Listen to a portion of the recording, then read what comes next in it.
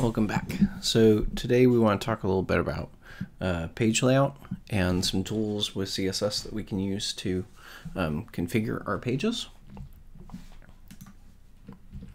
Objectives for this lesson: given some HTML, we want you to be able to create a CSS style sheet that can implement a layout using floating that's either fixed or fluid.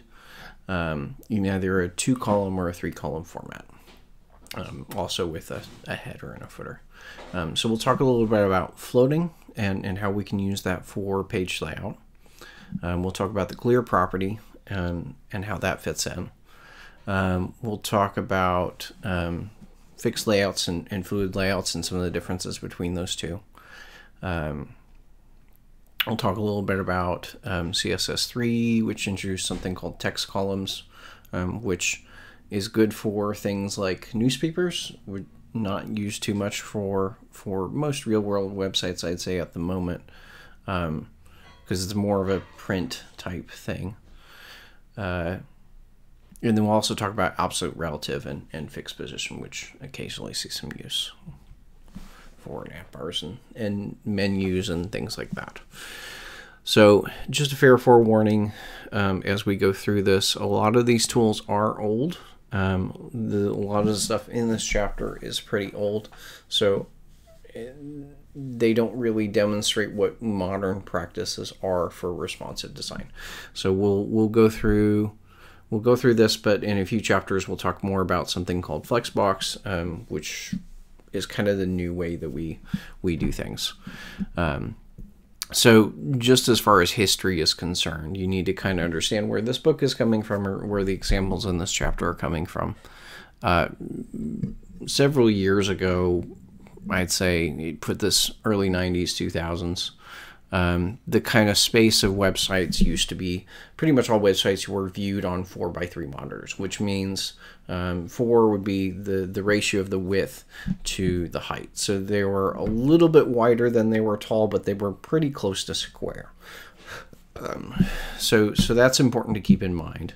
The kind of smallest resolution that we saw was about 800 by 600, and the biggest resolution you could get was about 1680 by 1050. Again, there were things in use below that and above that, but large in part we would design our websites to that range of monitors.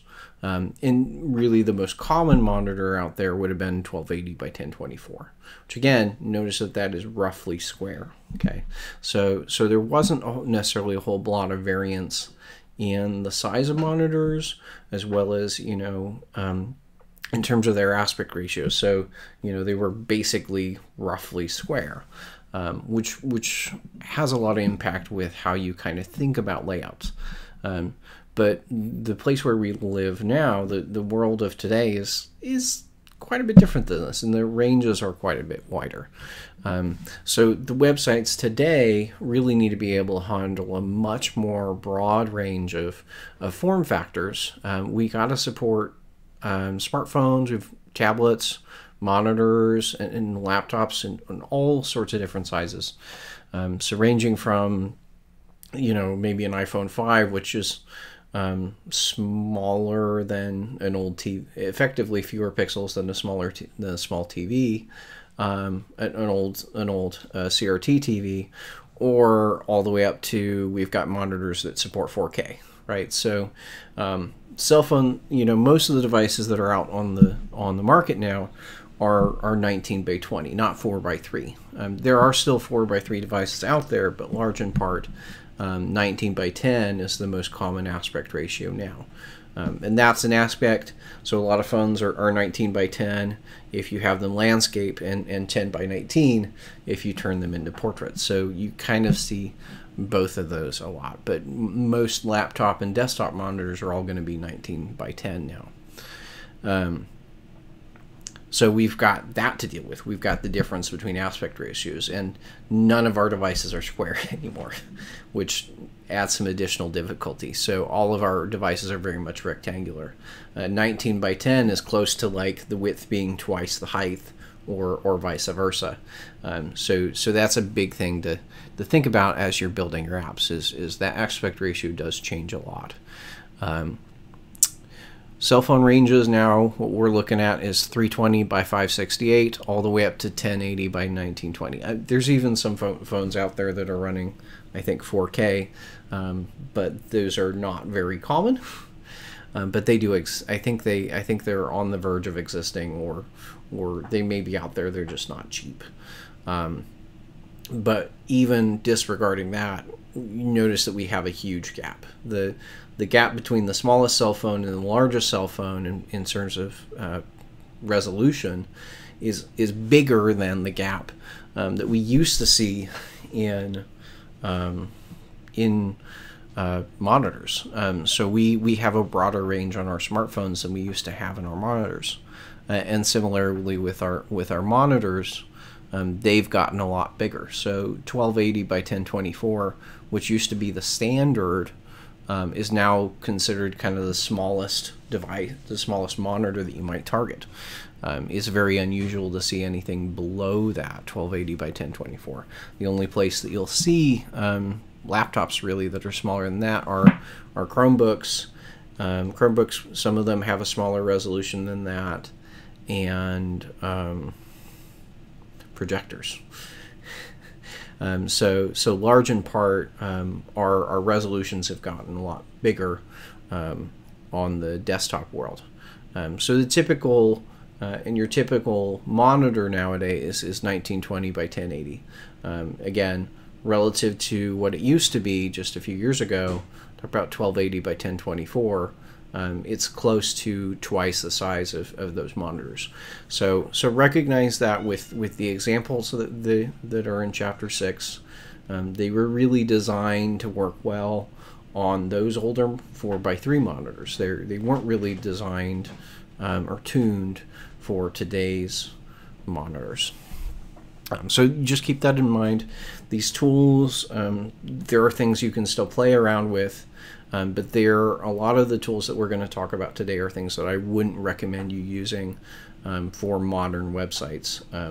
So we'll be talking about CSS Flexbox in a later chapter in a few weeks, and that's really where, when we get to that, we want to spend a lot of time on that, because that's kind of the new way of doing things.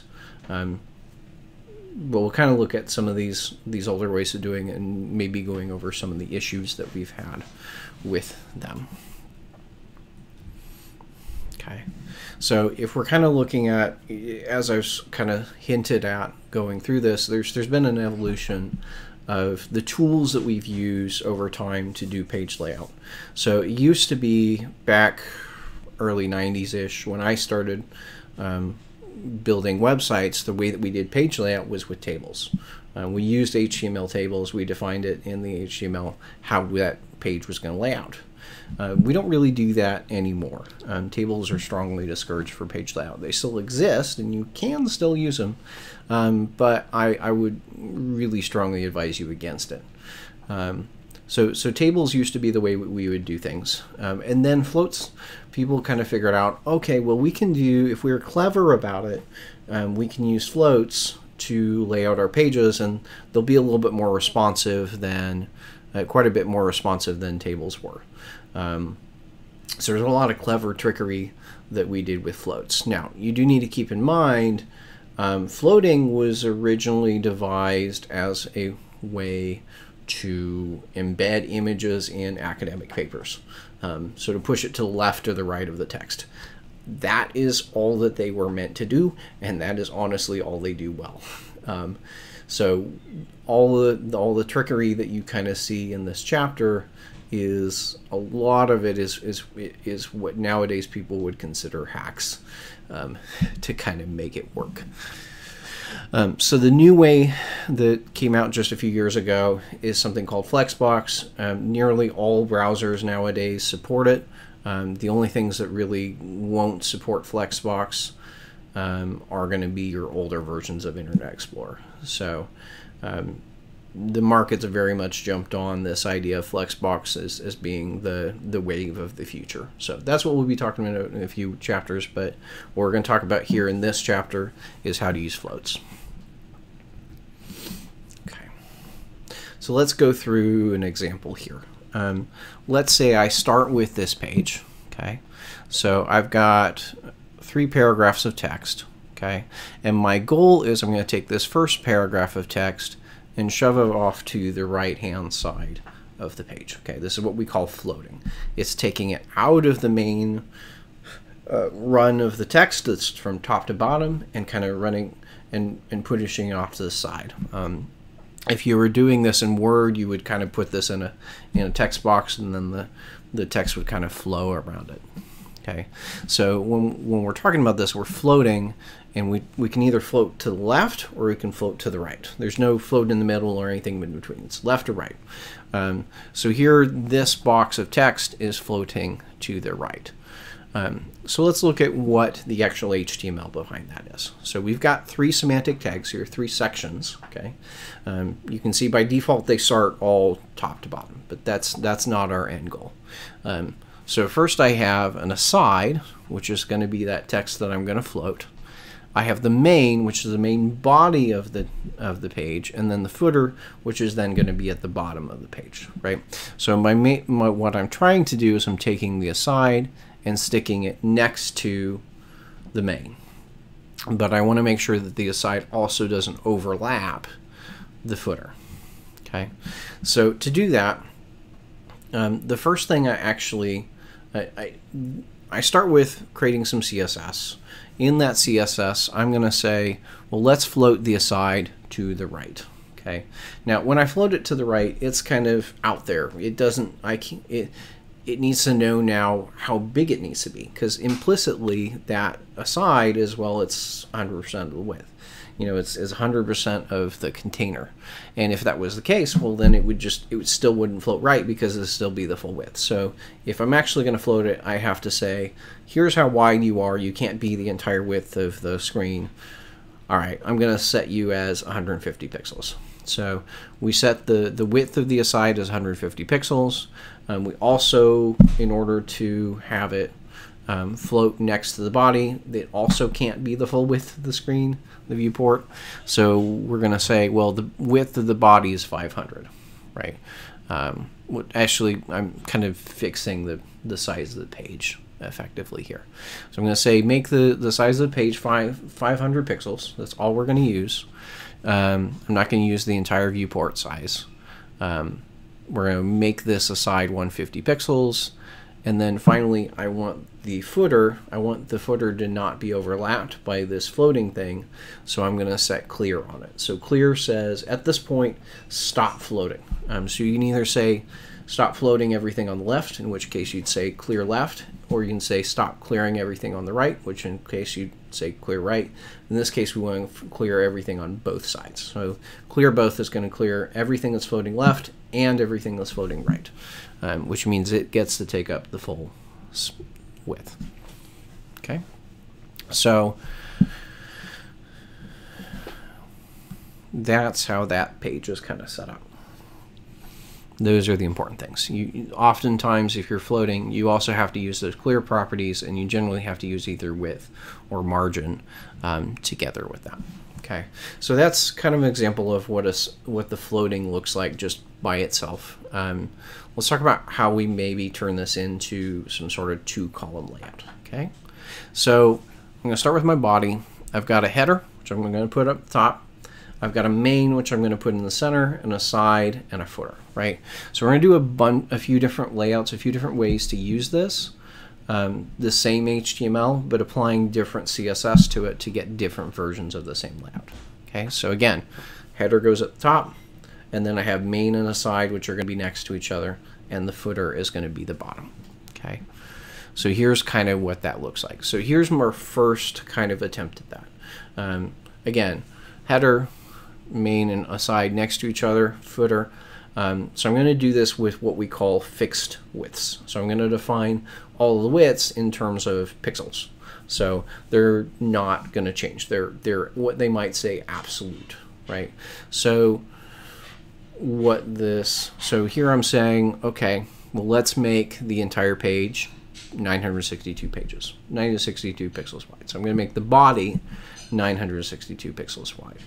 Well, what this means is it's always 962. So that's going to work well or decently well on anything that's bigger than 962, but it's not going to work well on anything that's smaller than 962 because it'll fall off the screen. So that's an important thing to understand with these fixed dimensions is if you're viewing this on a device that has a smaller resolution than your width, you're going to have problems. So this is not going to work well on a lot of smartphones that are not 962 pixels wide, but it'll look kind of odd on a website, it'll look kind of odd on a larger screen because it's only going to be a very narrow part of the page. Okay, so we're setting the entire thing as 962. We're setting the width of main to exactly 600. We're setting the aside to 360.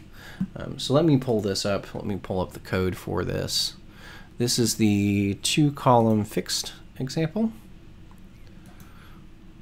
And let's open that up in the browser. So open with Live Server. Okay, so we can kind of play around with this.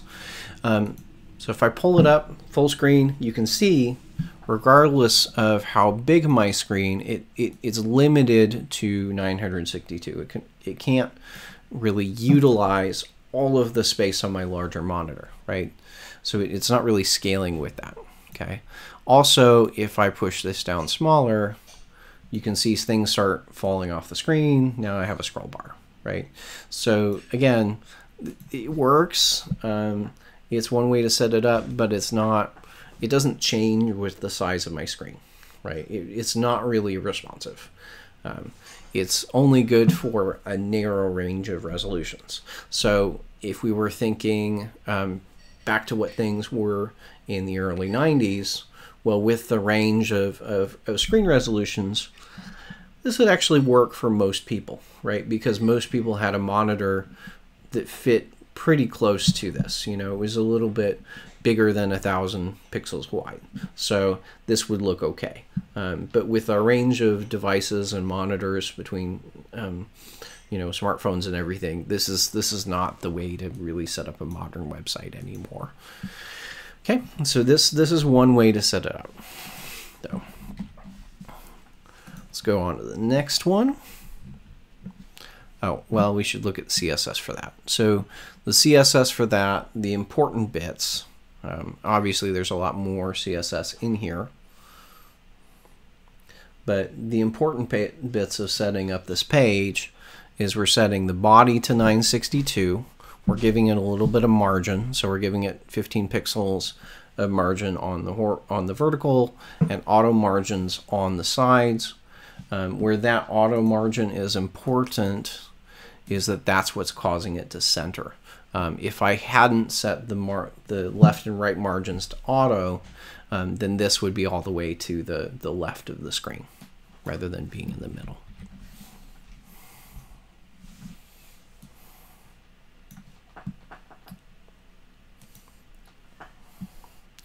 And then I'm setting the width of main to be 600. You can see I'm floating the main to the left, and I'm floating the aside to the right, and that's where they're left and right of each other. If I flip that and I said float the main to the right and float the aside to the left, well, then the sidebar would be on the left hand side. Okay, and then finally I'm applying a clear to the footer so that it doesn't overlap the other two. And if I were to maybe look at this and see what would happen if I didn't have that clear here.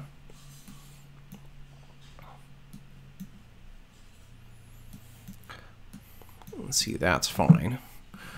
But let me comment that out. Control / save. And you can see that the footer, there's interesting things that are happening here because the footer is now not cleared. So it's kind of trying to flow in with the main content and the aside, and things just are not happy. So that clear is really important to make sure that stuff appears below anything that you float. So good rule of thumb, anytime you float something left or right, at some point after that, you do have to do a clear both. What we call that is a clear fix, and it fixes those weird problems that we just saw a minute ago. If you don't have that, you'll have all sorts of problems with floating. All right, let's go back to the slides. All right, so another way that I can set this up, which is maybe a little bit more responsive, it's not perfect, but it's a little bit more responsive, is to use percentages. Rather than saying this is so many pixels wide, I can say, well, it's so many percentage of the viewport of the space of the parent. So here we're saying, well, rather than making it 962, which works for certain kinds of monitors but doesn't work for all monitors, what if we just set the body to 90% of the width? Okay, seems reasonable. And then I'm going to set the main content to 66% and the aside to 33%. Okay, let's pull this example up. So this is my 2-column liquid. Open with live server. All right, so we can see it kind of works. If I push it up wider, you can see all the sections become a bit wider. If I make it narrower, they come more narrow. So that's good. Now, that can be a little bit deceiving and think like, okay, well, that works. The fluid layout can work for all different sizes, and a lot of, and we kind of used to think about that. It's like, it's good enough. But really, let me go into the developer tools, and let's see what this actually looks like on a phone, right? So this may look just fine. Oh, and of course, it's missing the viewport thing. So it's not showing up the way it should.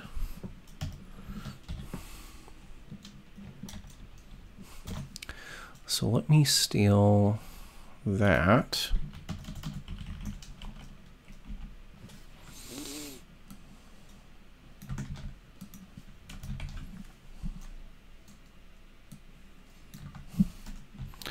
So if I give it that actual viewport meta, device width meta, do we have a different behavior here? Oh, this is on the 2-column fixed. I am not on the 2-column fixed. I'm 2-column liquid. And I might as well make this change here to all of these 2-column layouts while I'm here. Boop, boop, boop. There. Oh, that one already had it. There we go. That's the one I'm looking for.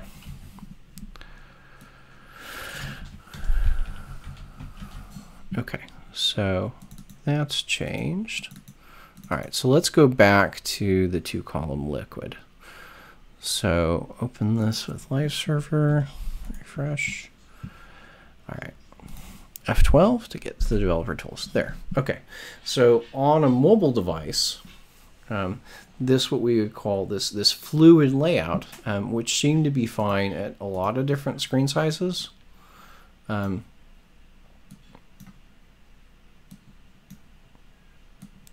least the larger ones. Okay, so that's fine. But at some point, as I get close to the width of the aside word, you can see that things start breaking out of their boxes. And that's one of the issues you run into floats, is floats create some issues with keeping things inside of their respective boxes. Sometimes things can kind of fall out. So this looks okay, but as soon as you put words into it, you'll find that, well, okay, the aside, there's not really enough horizontal space to use it, and the section's also pretty narrow. So on a mobile device, I'd actually rather these two things be on top of each other. So I might actually, for a mobile device, I might actually move the aside on top of the section, or move the aside underneath the section. That would actually be better in terms of mobile. But that's not what happens with this fluid layout. It's always taking up a third of our screen space, whatever that may be. If I turn the device to landscape, you can also see where that kind of falls out. So here's header, section, aside. Again, it kind of works, but it's just not terribly mobile friendly. So that's the thing to keep in mind. First, the fixed layouts, they do kind of work, but they're only good for a very narrow chunk of resolutions. So they might work okay on a laptop, but they're definitely not going to work very well on a lot of smartphones, and even on larger monitors they can run into issues because they can't get bigger. These fluid layouts, they work okay as long as your screen size is above a certain threshold, but they really start to break down the smaller you get your screen. Okay, so at that point we need different tools for smaller screens. So again, looking at the CSS, the CSS for this one is almost the same as what it is for the fixed. The only thing that we've really changed between the fixed example and the fluid example is that we've gone from these fixed widths 962, 600, 360 as far as our widths go, to liquid, what we say, these percentage-based weights, so 90%, 66, 33%. Other than that, those two examples are basically the same, and that's part of why that was proposed. Is, well, maybe this is a quick fix. Maybe we just use percentages instead of pixels.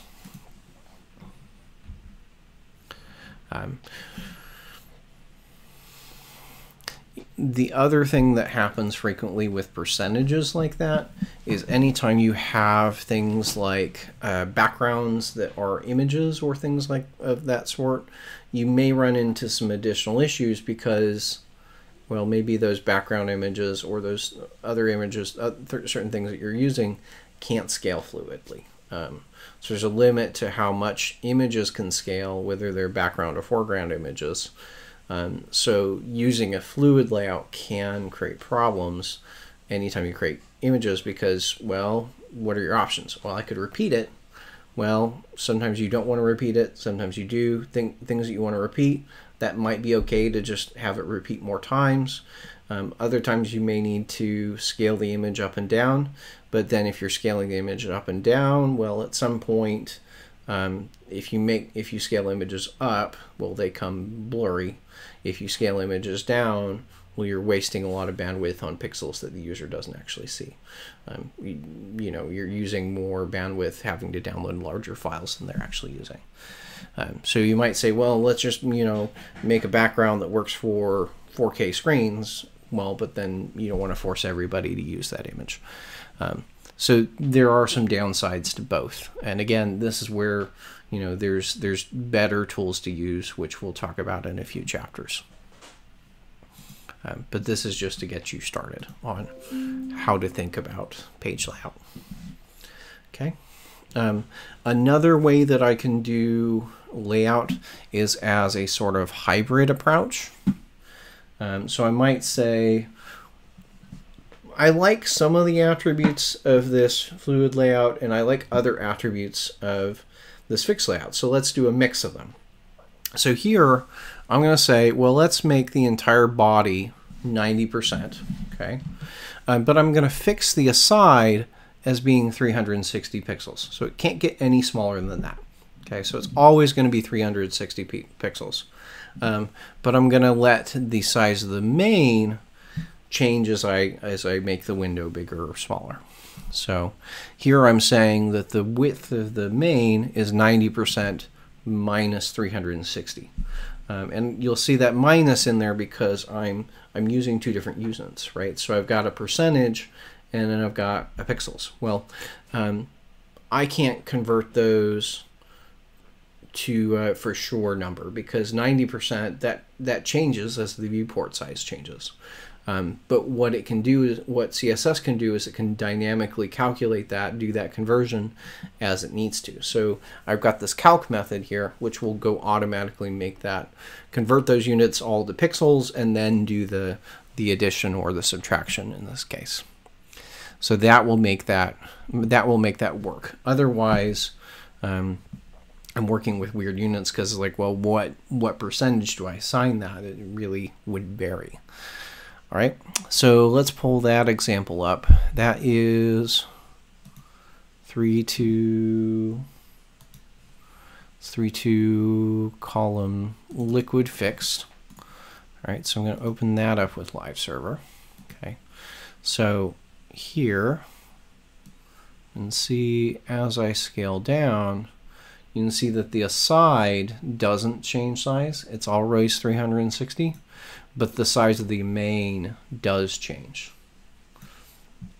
So that's one option you can do as well. You can say, well, let's make everything fixed, or let's make everything fluid, but you can actually also intermix those two things if you use the calc function. You can say, well, this is 90% minus 360, and this will be 360. So some things you may want to have a fixed dimension, and other things you may want to be fluid on.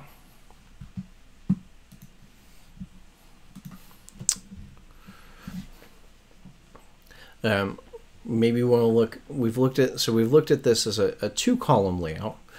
Perhaps I want to do this with 2 sidebars or a 3-column layout. So here I've still got my header, I've got my footer, but between that I've got aside A. I've got one aside, which I'm going to call sidebar A. I've got a main, and then I've got a second aside I'm going to call sidebar B. So both of these have an ID set, so I can refer to them separately. Because notice both of these are aside tags. So if I just referred to aside, well, I would be referring to both of those in the CSS rather than just the left or the right. Okay. So the way I'm going to set this layout up, I'm going to go back and do this as a fixed width, but you could also do this like what we talked about previously. You could do this as fluid. You could do this as a mix of fixed and fluid. So we're going to have the left sidebar be 180 pixels. We're going to have the middle be 600 and the right be 800. So if you remember our previous example was we had one sidebar, it was 360. We've kind of split that in half and put it on both sides. So we have a left sidebar and a right sidebar, and then we have our header and footer above that. Okay. So this whole page we're setting as 964 pixels wide. Now you'll remember the previous example was 962. The extra 2 in here are because there's an additional border with the additional sidebar, and that's where those additional 2 pixels is coming from, is from the border between the sections. So the way we set that up in terms of CSS is going to be, okay, we set the width to 964. I'm going to set the left sidebar with 180, float it left. The main, I'm going to set it to 600, float it left as well. And then I'm going to set the width of sidebar B, 180, float it right. So you'll notice that all 3 of these are floating. So let's pull this example up. So I'm going to open up the 3 column fixed. All right, so here we've got the example, and again you can see it's fixed. It doesn't change as I resize, but you can see I've got that left sidebar and the right sidebar. That's how that's going to look out. All right, so that's a few example layouts just using floating, and as you can see, there's still some issues with how that behaves or how that adapts to different screen sizes, but that'll at least get you started for you probably build a decent number of websites that way, or at least play around with it. It's a decent template for most sites. Okay. So here we have a more complete example. You know, the others were just kind of fairly simplified examples with no content. Here's what things might look like in a more complete site. So we've got the main content, we've got a header section up here, we can see we've got the footer here. Here's our main text to the left, and then we've got an aside that's floating to the right of the text, and that's this lecture notes area. Okay, so if we're looking at the specific HTML for this example, if you want to look at it yourself, what you want to go to is go open folder. We'll go to Book Apps, Chapter 6, open the Town Hall example, and I'll open index with live server. Oh. So if I play around with this a little bit, you can see that the way this is set up is, I guess I'm not sharing my screen. Again, this is Town Hall that you can find under the Book Apps. If you resize this window a bit, you'll see that it's fixed, right?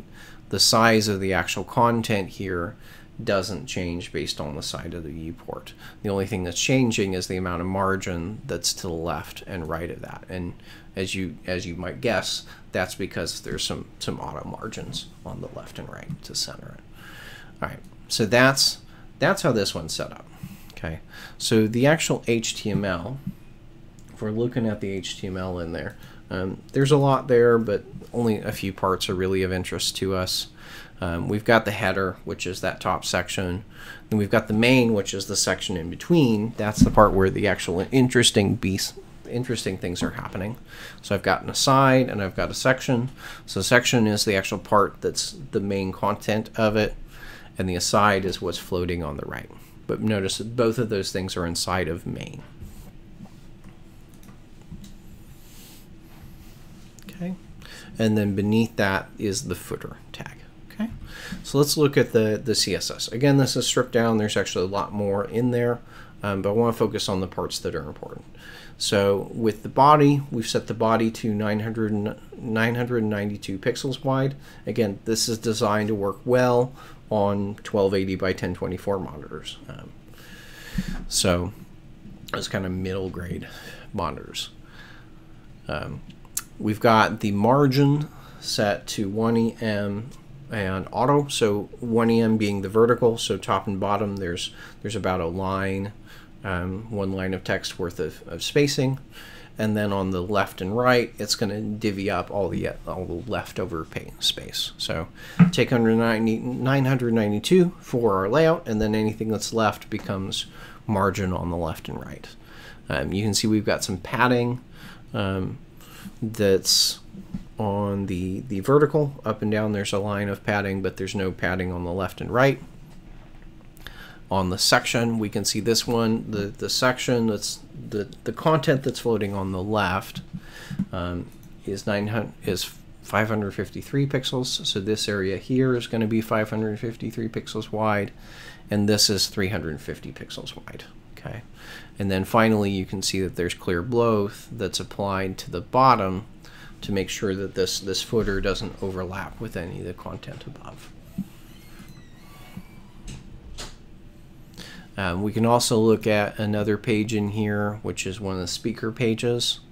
So if I click on the link for Samson, that'll pull me into Samson HTML. And I can see that it's got a very similar layout. So you've got the main content, which is a little bit taller here, and then you've got an aside on the right. And the speaker page is roughly the same. Again, there's a side in our article. The real difference here is that there is a speaker CSS that's being used here instead of the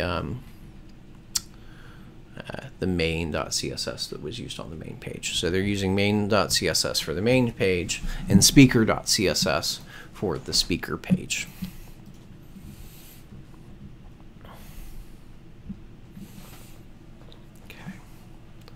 So that's kind of a rough overview of the page layout.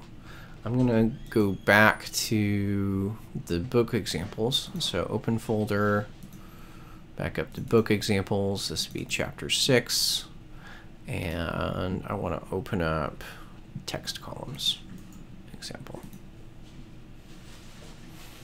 So here's what we're kind of looking at. Is we want to take text and lay it out into multiple columns. And this kind of works like a newspaper. So text goes down, and then the next bit of text automatically wraps and goes up here, and then the next bit of text comes down there. So you kind of read it like that, old newspaper style. So there's a few different CSS properties that we use to define this. The three are column count, which says how many columns do you want, column gap, which is how much space is there between each of the columns, and then finally column rule is the border that should be between each of the columns. So for example, with what we saw previously, we had 3 columns, so column count 3. If I just had that, then there would be no space between the columns, as well as there would be no line divvying them up. But what I can do is I can say, okay, I want 3 columns. We're going to give the gap between them of 35 pixels. And then finally, I'm going to give it a rule. So it's going to say 1 pix solid black. And that rule works basically the same way that the border does. This is the width of the line.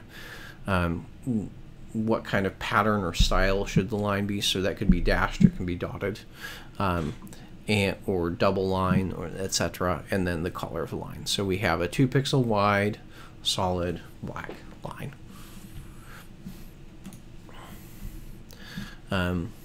You can play around with this a little bit, at least on a example that used to be out there, multi-col. Unfortunately, the original website is down, so I had to kind of pull this up in Wayback Machine, so you can play around with it. Let me go ahead and pull this up in the browser so we can look at it.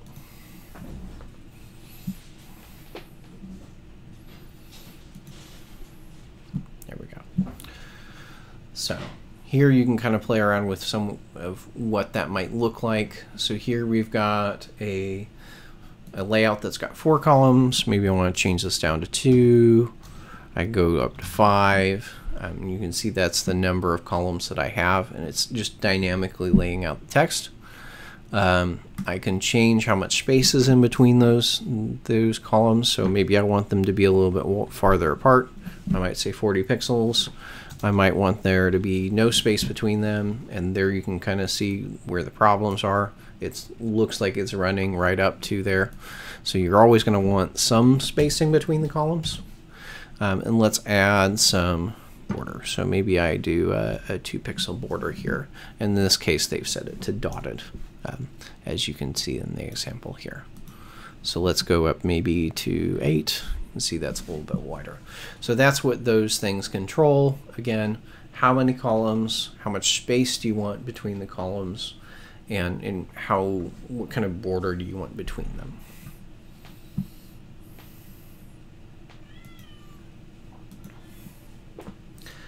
So that can be helpful if you've got a decent amount of text, and especially if you're wanting to put that text into a printable fashion.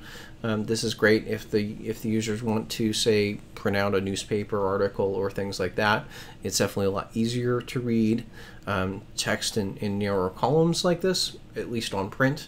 However, because of how things work out with most digital media, because they have to kind of go down and then go back up and go down and go back up, this doesn't really get used very much in actual websites because it doesn't fit so well on a screen as far as just reading text from top to bottom. So this is something that's kind of maybe a relic of how it's a newer feature, which is kind of ironic, but it's really reminiscent of things that we would do in more print formats than we would do in digital formats. So applying that to this article, if you wanted to just say, well, there's a lot of text here, let's put it into 2 columns, simply applying column count 2 to that would break it up like so.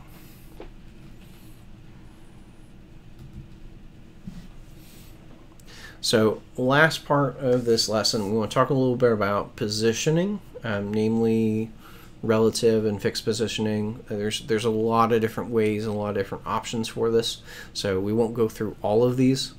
There's a few different properties that you can apply. Position will change the kind of mode of how the item is placed on screen, and then you can go top, bottom, left, and right, tell you how far is it from that edge. Okay, so if I say it's 10 pixels from the top, that's kind of where I'm putting it. Bottom, left, right. Important thing to note as we're positioning things, you can pick any one of these two verticals and any one horizontal. Any of those pairs will work. Or if you want to, if I say, so then it'll be positioned relative to the, if I say just the bottom, it'll be positioned relative to the bottom. If I say just the top, it'll be positioned relative to the top.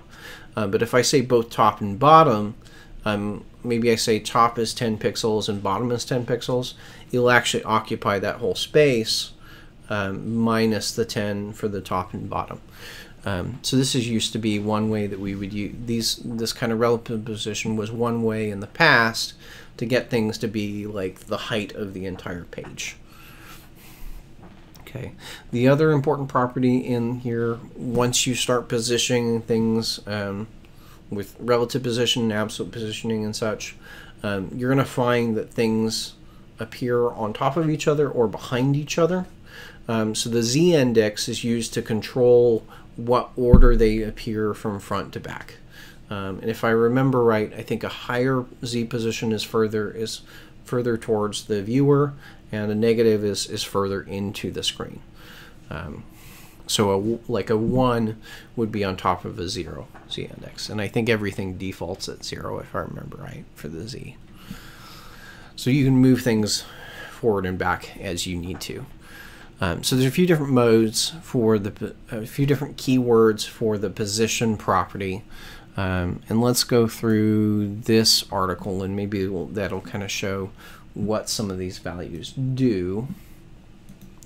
So let's start with static positioning. So static positioning is the default. The thing just appears exactly where it is in the page. Okay, so static position is the default behavior that you would be used to.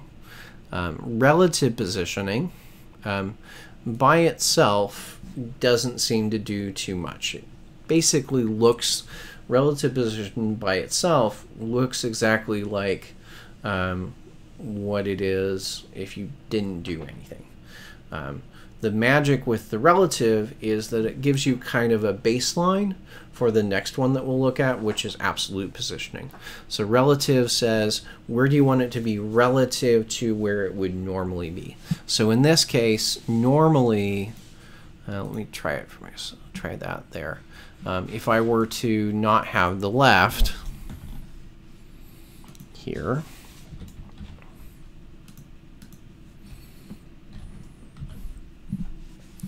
say run. If I were to just change it to relative positioning, it would be in the same place.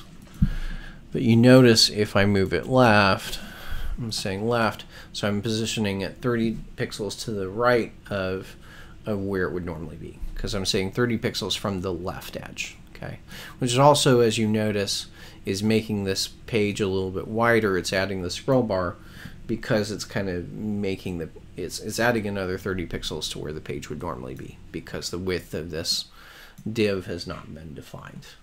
So that's one way you can use that relative. You can also just put relative on there, and that will define kind of a baseline or an origin for absolute positioning, which is what we're going to do next. Or yeah, I'll go ahead and just skip down to absolute. So absolute is often combined with relative. So in this case, you can see we've got an outer div that is positioned relative.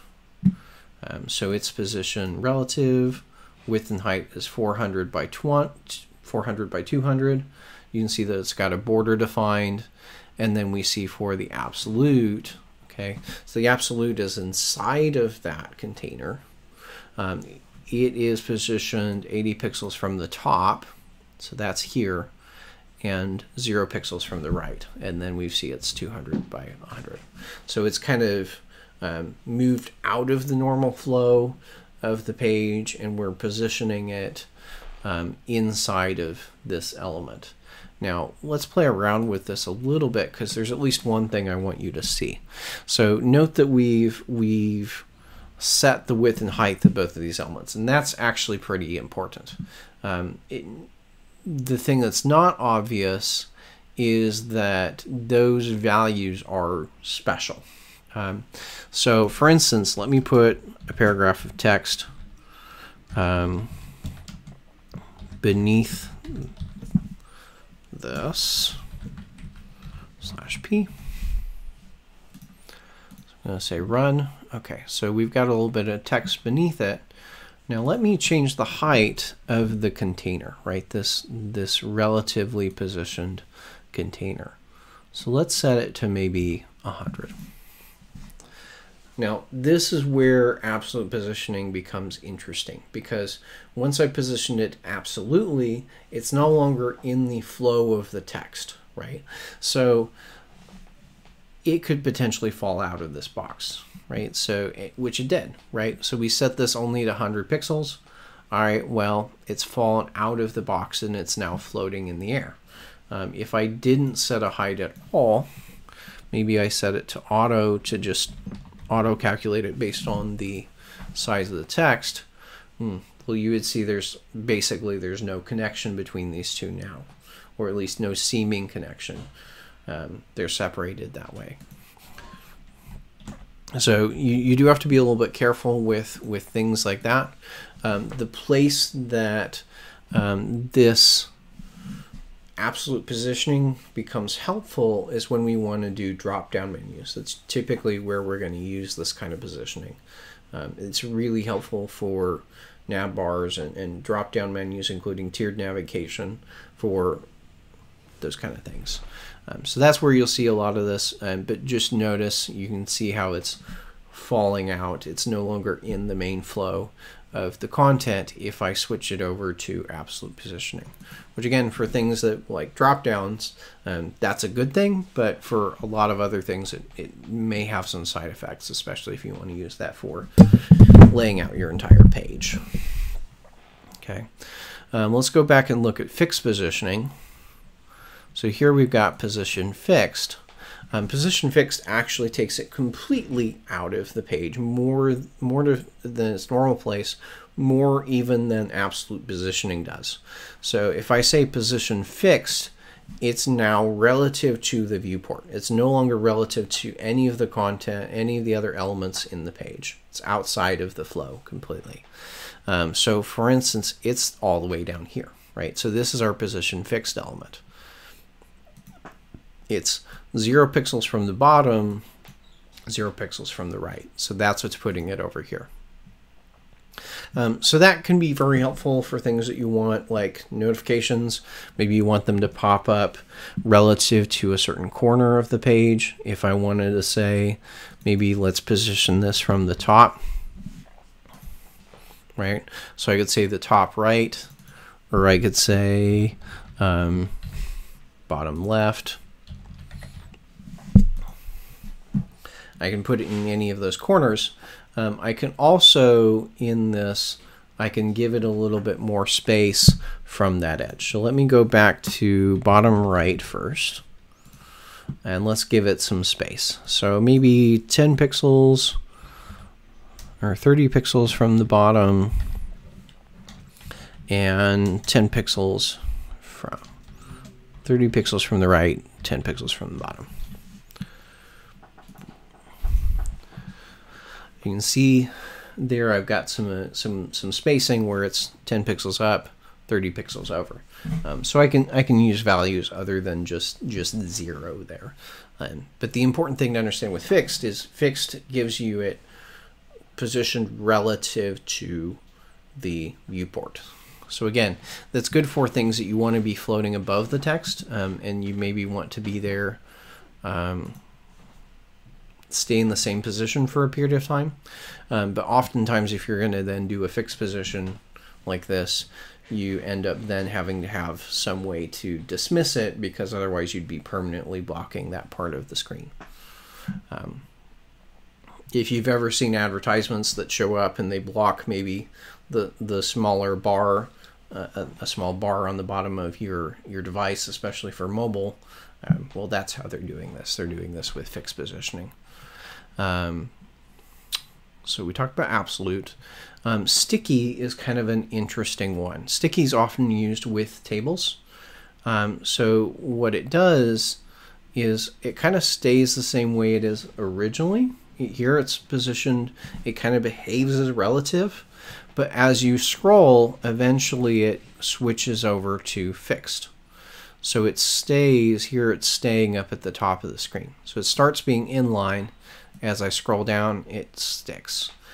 So a lot of times we'll use this with tables to maybe keep the headers of the tables, of the columns, still visible as you're scrolling through the data. And that can make it a lot easier to work with relatively large tables. If you have overlapping, then you do want to use the z-index. So for instance, here they're giving this image a z-index of -1 to put it behind the text.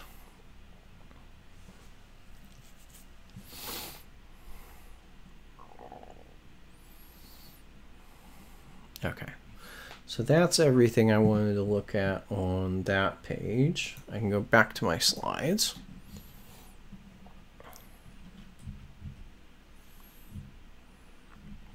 So here they've got kind of an example page that they're going to be using this with.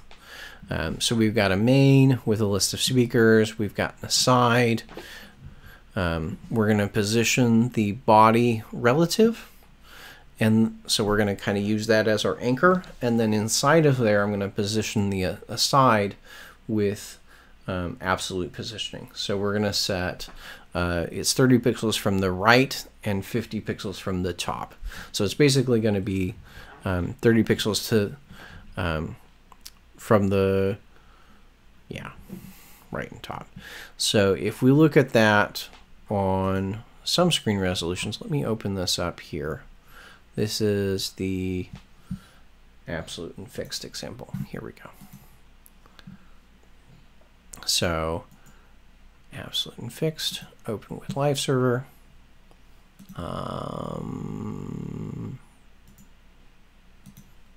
There's the example I'm looking for.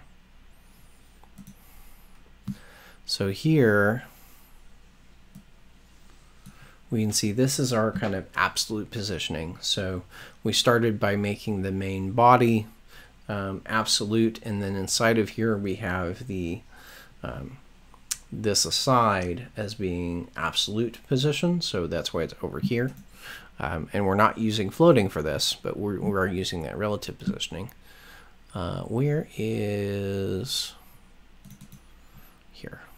Close other tabs. Close others. There we go. Okay, so the way this is set up right now is this is, again, relative and absolute.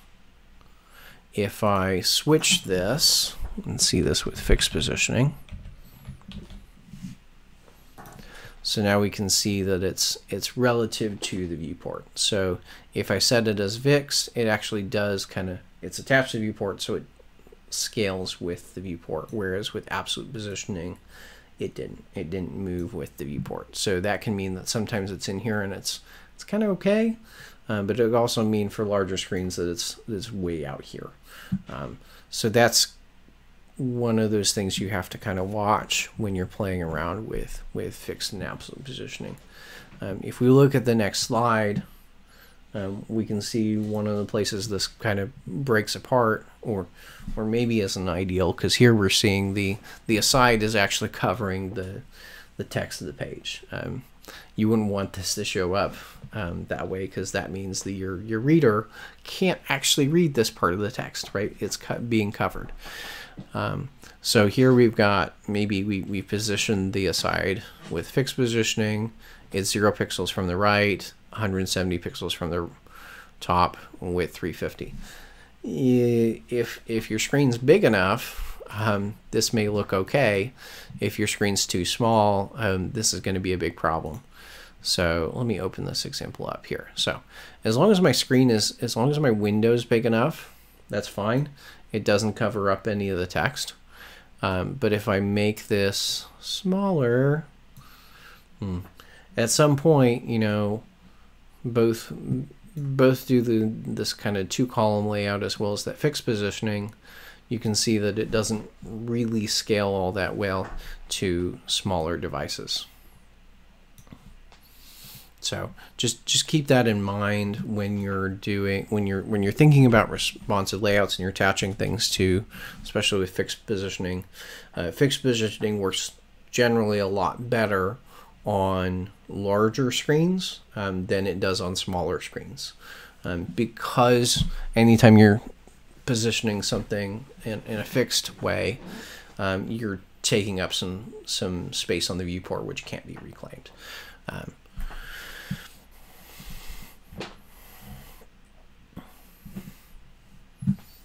So there's, okay.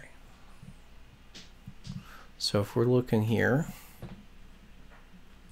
so if you go through the short exercises, which you can see on, that come with the book, they're up on Perusal, it'll kind of walk you through this one, as well as short 6.2 will walk you through this different layout. So here you have kind of an aside on the left with 2 columns of text, and here you have an aside on the right with, again, 2 columns of text. You can also play around with short 3, which is this layout. It's got a sidebar on the left, sidebar on the right. All right, so those are out there. If you want to play around with those, I don't know that those are, I don't think those are those short exercises are your assigned labs, if I remember right. I think you have different labs that are assigned, but if you do want to go through those examples, you can find those on Perusal. And I think they're also up in your repository. So we went over how to create fixed layouts. We went over how to create fluid layouts. We talked about how to use floating to do that. We talked about how to use the clear property to stop it from floating. We talked about what are some of those differences and disadvantages between fixed layout page layouts and fluid page layouts. We talked a little bit about how to use the CSS3 features for text columns. We talked about how to use absolute, relative, and fixed position. Again, if you look at that example at W3 Schools that we saw, there's a few more examples than that, a few other positioning modes. So that's all for Chapter 6. Your reading assignments for this week are up on Perusal, as well as your homework and lab assignments for Chapter 6 are up on Inside Rincon. All right, so that's the end of this. I'll see you again next time.